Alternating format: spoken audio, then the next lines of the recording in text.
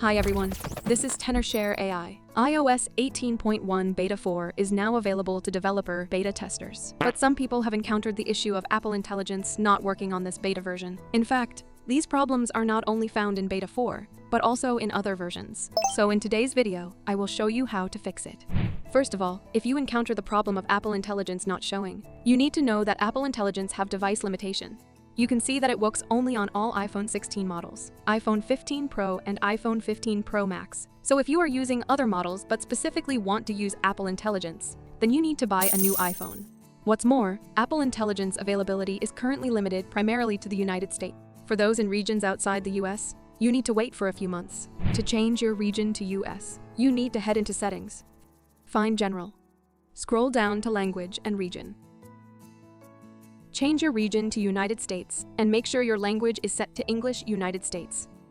Wait for your device to reload. Then head back to the main settings menu and go to Apple Intelligence and Siri. You might see the Apple Intelligence waitlist option available. If not, set Siri's language to English United States as well, and you should be good to go. If you meet the above device and region requirements but still can't use Apple Intelligence, then try the following methods. So first, turn off Apple Intelligence.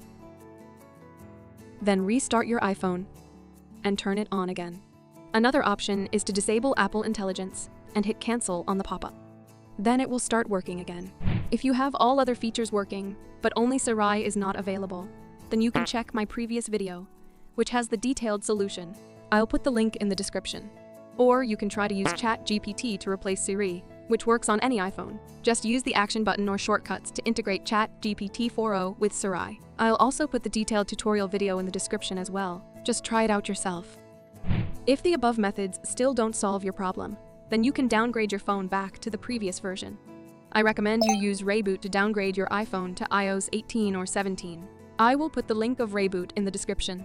Reboot offers various iOS packages, including the latest beta versions and previous versions, allowing us to upgrade or downgrade our phone effortlessly. Simply back up your data and downgrade back to another beta version of iOS 18 with Reboot, then Apple Intelligence will be working. What other problems have you encountered when using iOS 18? Leave that in the comment section. So that's all for today's video. Don't forget to like and subscribe. See you next time.